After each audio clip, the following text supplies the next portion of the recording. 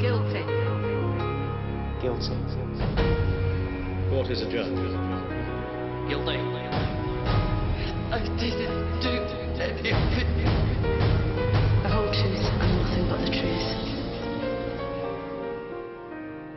I swear by Almighty God I swear by Almighty God that the evidence I shall give that the evidence I shall give shall be the truth, shall be the truth, the whole truth, and nothing but the truth. and nothing but the truth. Weatherfield is TV's Costa del Crime. Where Coronation Street ends, the road to court begins. And here, everyone loves to play the bad guy. Being in court and on the telly is great fun. It's my next door neighbour. Actors like to be in the dock. Have you anything to say?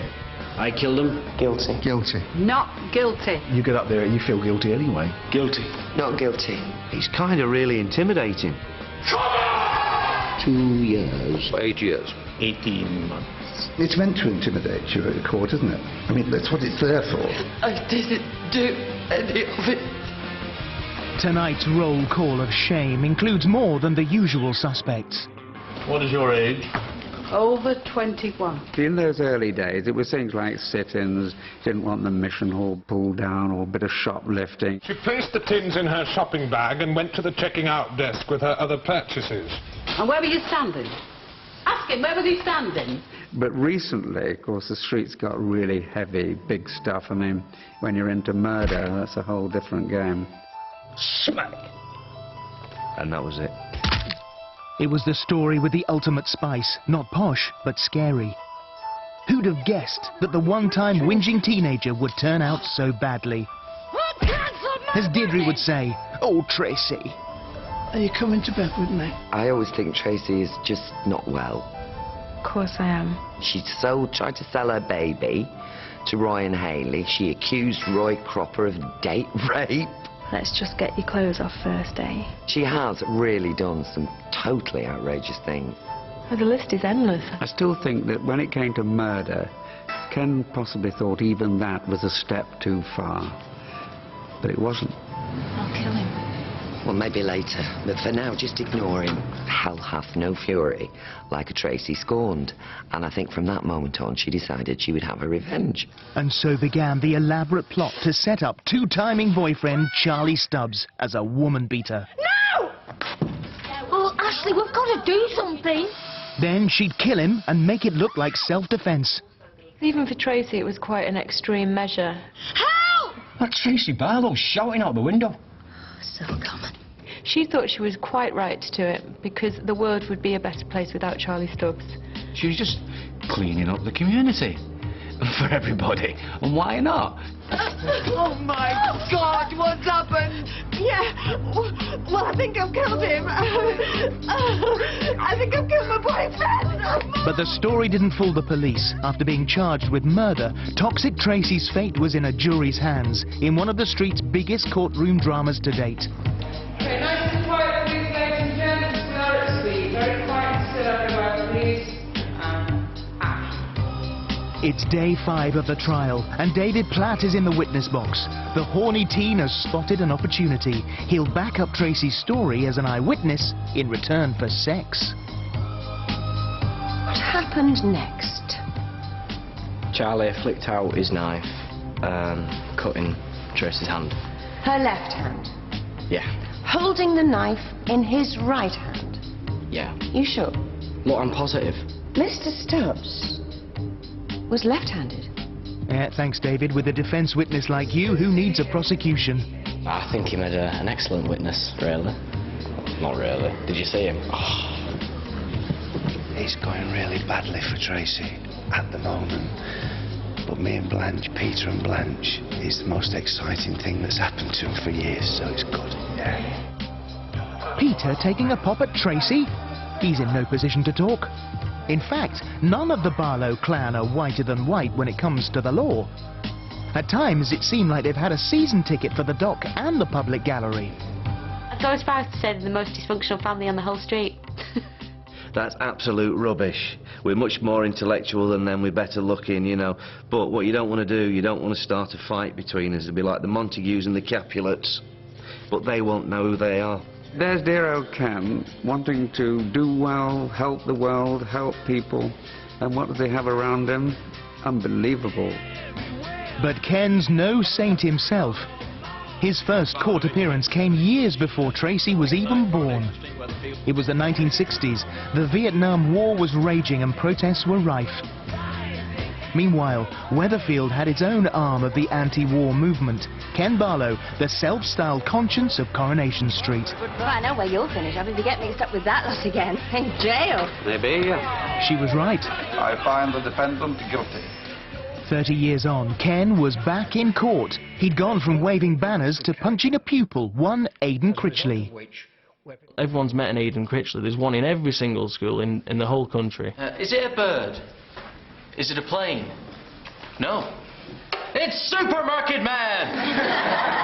I think the worst things that Aidan ever did to Ken was leave the shopping trolley outside his doorstep. Some people push pills, some people push coke. But our teacher isn't that kind of a bloke. Slashing his tyres. Out in the car park, who is this old croc? Why, a good shepherd in search of his flock. Each missing trolley marooned by the car park. The infamous poem when he was talking about sheep and shopping trolleys. Like a sheep, stands and waits for his friend, Mr. Barlow. After the rhyme, the crime. Ken thought the boy was banged to rights after crashing his car.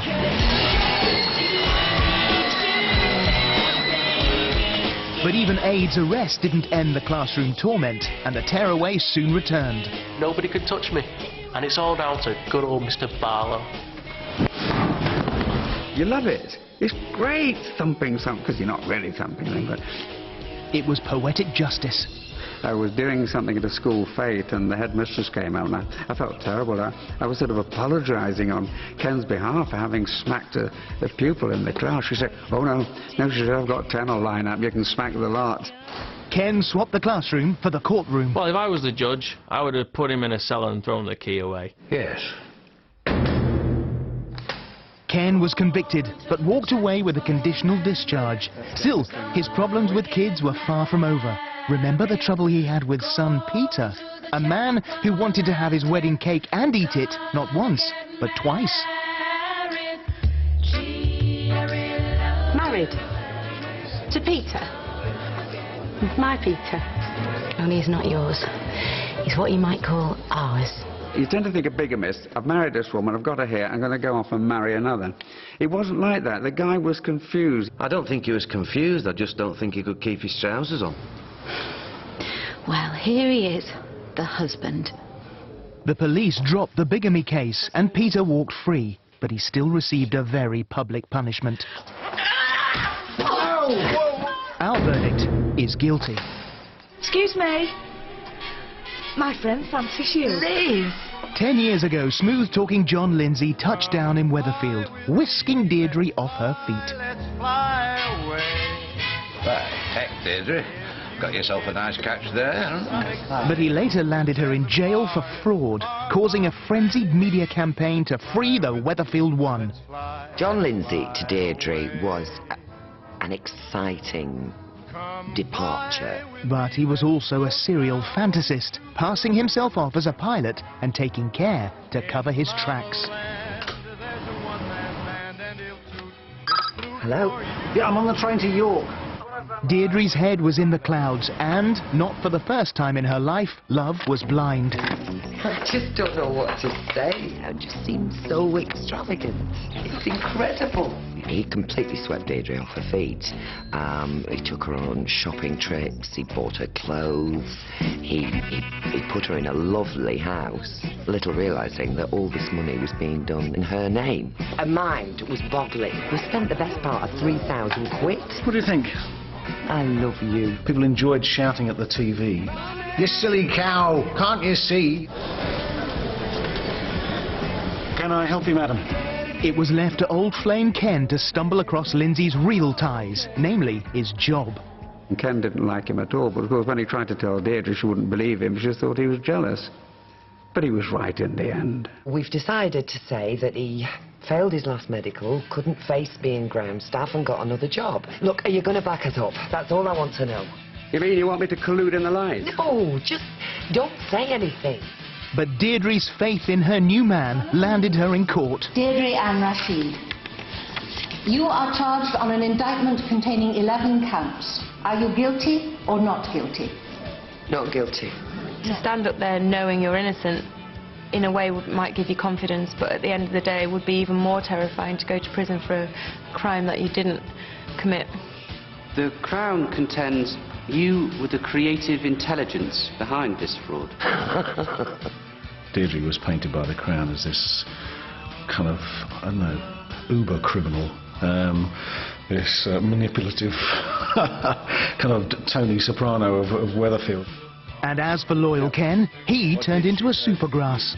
Mrs. Rashid asked you to join herself and John Lindsay in promulgating a lie.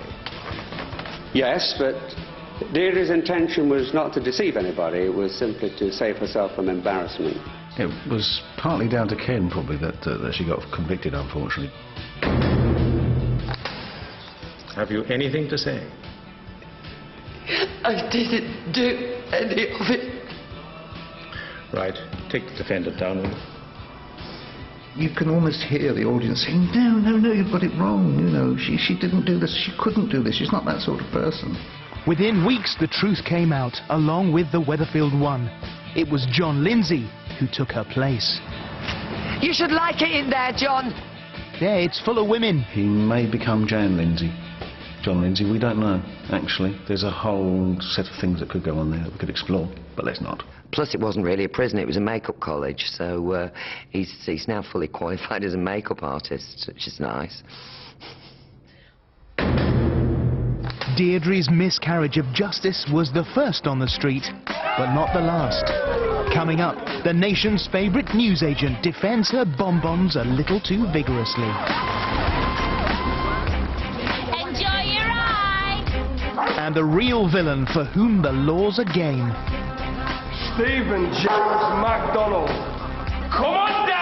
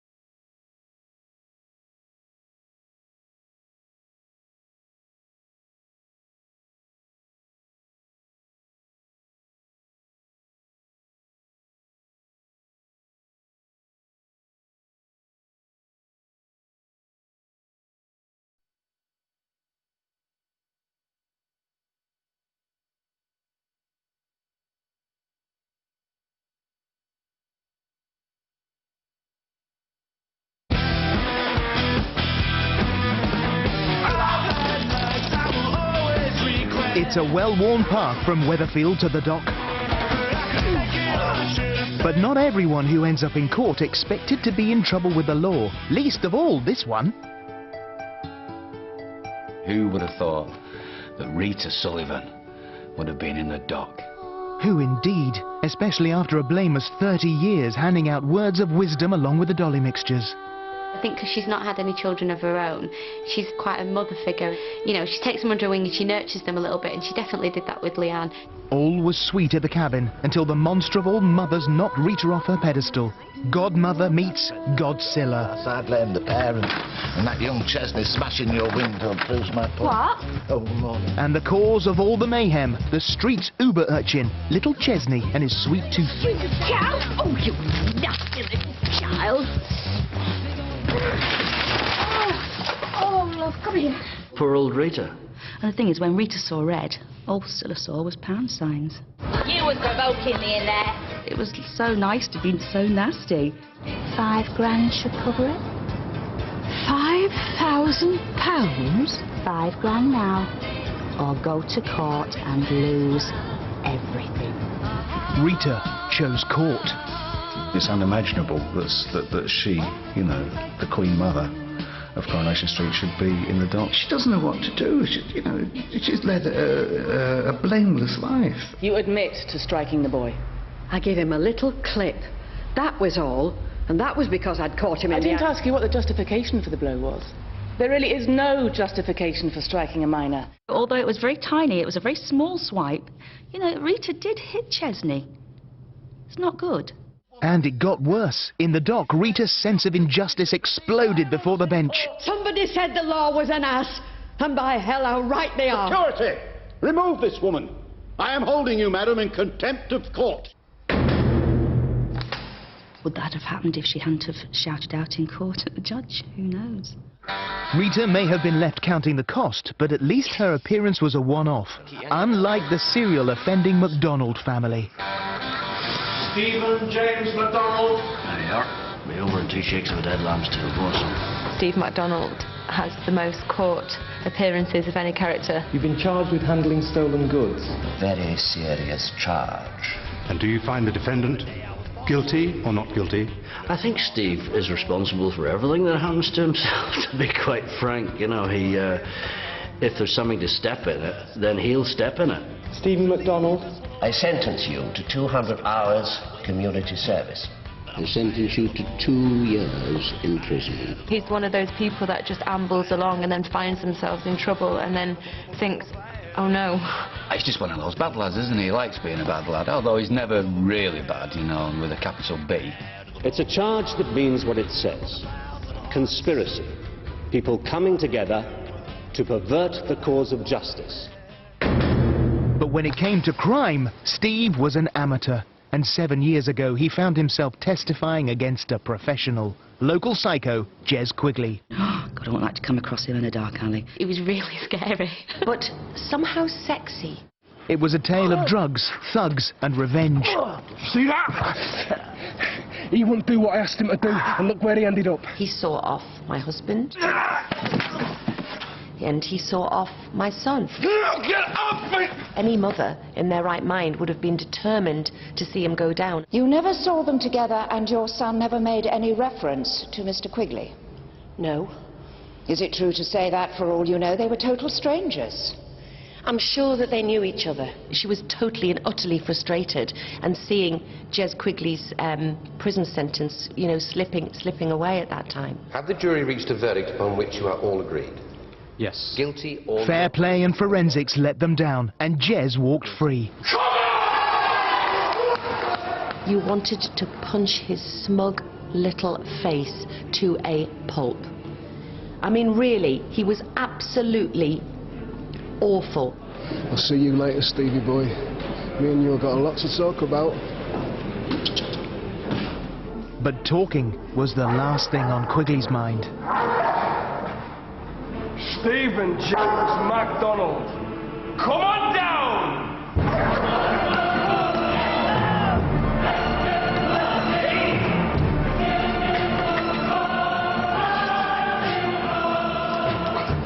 In there, Stephen. You knew the consequences would be that Jim would pursue Jez, and he would not be backward in coming forward with his ammunition, shall we say. Jim's weapon of choice has always been the fist. I'm sorry. He lived life with a kind of chip on his shoulder. And it was like he was always waiting for the next sniper to come out of the bush. I'll kill you, so help me God! Jim was very fiery. He was kind of, you know, throw a punch to settle anything, I suppose. Jim's fiery career in the street seemed to have been building to this moment, and his final punch would prove fatal. Well. Someone had nearly killed his son, and being an honourable man, he was going to protect his young. Get up! In true soap opera style, him and Steve end up on the same ward. in the same hospital. Wakey, wakey. Jez quickly decides that this is his opportunity to finish off Steve MacDonald. If you are an out-and-out baddie, there's only one way it's going to go, and I think that is, you know... Jez dies of an aneurysm. But that's what happens to baddies in Coronation Street. They always get what's coming to them. Jim had dealt Quigley a killer blow, so after Steve's appearance, it was Dad's turn in the dock. I've got some information about a murder. I'd like to make a statement. Right, I'll just get someone to see you. What was the victim's name? Gerald Quigley. I killed him. Morally, Jez was a reprehensible character, and Jim was redeemed by taking the moral high point. Whether or not you agree with responding the way he did is a different matter. The fact remains, you took a young man's life. You will go to prison for 8 years. But 8 years is extremely, well heavy for manslaughter. But odd verdicts and sentences are common in Weatherfield.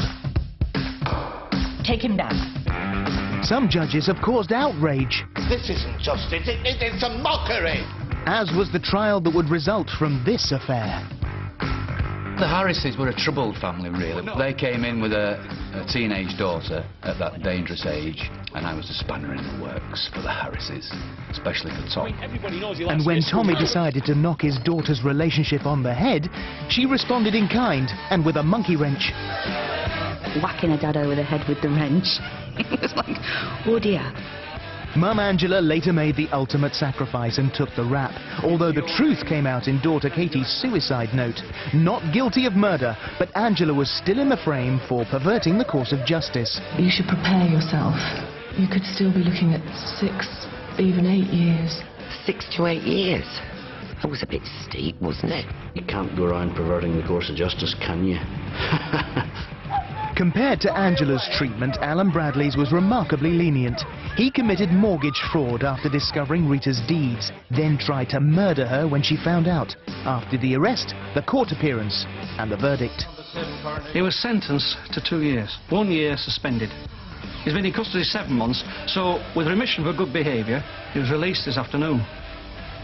Alan Bradley's a free man again. Alan's trial was over, but Rita's was just beginning. It took a higher power than the court to stop him in his tracks. Alan Bradley came to one of the stickiest ends that we know, being hit by a tram in Blackpool, but he was a bad character, you know, and the street can't stand them. I hate what you've done to me. And when I asked you to go down on one knee, it was just so I could do this.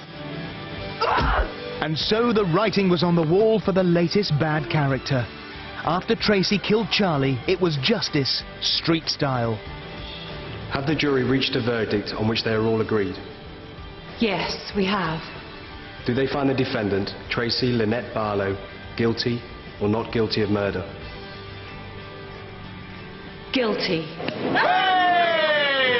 No, you've got it wrong! You've made a mistake! She got her just desserts, and justice was done. She planned it, she did it, and she deserved to go down. There's no two ways about it. But I think that maybe somebody should have put her in a mental home about 6 months before, and it wouldn't have come to that.